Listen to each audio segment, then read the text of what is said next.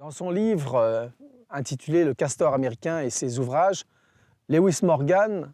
arrivait à la conclusion qu'il faut accorder des droits, une pensée, un raisonnement aux animaux. Alors la situation n'est pas sans paradoxe parce qu'on sait bien que Morgan est l'un des fondateurs de l'anthropologie évolutionniste et on peut se demander du coup s'il n'a pas été profondément affecté, voire transformé par les castors qu'il étudiait. Plus sérieusement, cette question des affects dans les relations entre humains et animaux est aujourd'hui d'actualité dans la mesure où dans nos propres sociétés, on parle de plus en plus, par exemple,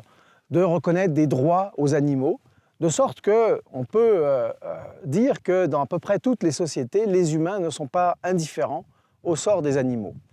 Alors le projet de faire un numéro de la revue Anthropologie et Société sur cette question des affects, donc qui est intitulé « Liaison animale, question d'affect », est apparu,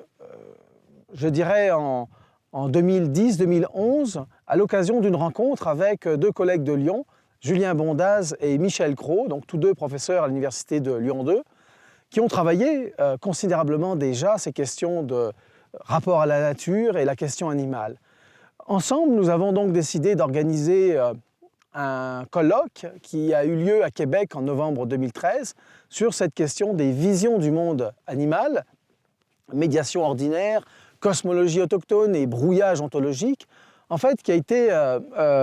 l'occasion de réunir différents spécialistes sur ces questions des rapports entre les humains et les animaux, en centrant notre intérêt sur ces questions d'affect. Alors, le numéro comporte à peu près 11 articles, y compris une entrevue avec le professeur Philippe Descola, dont on connaît bien les travaux sur ces questions de nature-culture, et donc 11 contributions qui abordent cette question des affects avec plusieurs études de cas, dans la mesure où on peut distinguer des situations d'empathie qui vont dans certains cas jusqu'à la zoophilie, qu'elle soit fantasmatique ou réelle, et c'est ce qui a occupé notre collègue Sergio Dalla Bernardina, ou encore Maxime Michaud, qui s'est intéressé aux trophées de chasse, au rapport que les chasseurs entretiennent avec ces trophées de chasse, ou bien à des situations où les affects sont apparemment mis en retrait, c'est-à-dire que les humains, tout en accordant une place considérable aux animaux, ne leur attribuent pas tellement d'importance sur le plan des affects. Alors c'est le cas des Truku à Taïwan ou des Alangan Mangan de Mindoro aux Philippines qui évidemment vivent au contact des animaux. Dans le cas des Truku, ces animaux, des oiseaux en particulier, incarnent des figures ancestrales. Dans le cas des Mangan, c'est le cochon qui agit comme un véritable médiateur entre les humains et la divinité suprême. Donc on voit vraiment des configurations très différentes. Et puis on a également une série de contributions donc, qui portent par exemple sur l'émergence de cet intérêt pour les petites bêtes parmi les ethnozoologues. Alors c'est l'objet de l'article de Julien Bondaz qui a travaillé en Afrique de l'Ouest, et donc qui montre comment les chercheurs africanistes à l'époque sont affectés par ces petites bêtes, peut-être parce que les insectes, entre autres, incarnent une altérité radicale.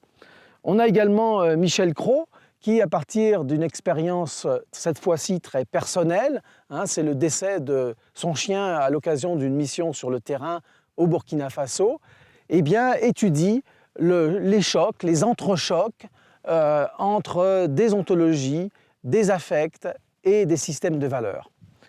On a également Florence Brunoy-Passina qui a beaucoup travaillé avec les Kazois de Nouvelle-Guinée et qui ici montre comment les Kazois empruntent la plupart de leurs comportements rituels, techniques, cérémoniels aux animaux. Et puis on a d'autres articles, en particulier celui de Jean-Baptiste Exé qui s'est intéressé au rapport que les Mursis entretiennent avec leurs vaches, un article de Frédéric Keck et de Myriam Ticktin sur la question de la souffrance animale à l'occasion donc d'actions humanitaires. Et puis Robert Crépeau qui s'est intéressé à la conscience animale mais surtout à la question des maîtres animaux. Alors des maîtres animaux, on en trouve dans de nombreuses régions du monde et en particulier dans les 3 Amériques. Donc c'est un article passionnant que nous livre ici Robert et qui est intitulé « Les animaux obéissent aussi à la religion ». Et puis pour terminer, on a un très bel article aussi de Lucienne Strivet sur une question qui a été encore très peu abordée en anthropologie, qui est la question de la taxidermie, les troubles du vivant, hein, où elle aborde donc ce sujet assez complexe. Donc voilà, ça fait un numéro qui, on le souhaite, eh bien, connaîtra de futurs développements, dans la mesure où l'humain et l'animal constituent ensemble vraiment une unité. Hein. Donna Haraway parle de hum-animal ou d'hum-animaux. D'autres anthropologues parlent de communauté d'existants. Donc il y a réellement ici tout un chantier encore pour l'anthropologie.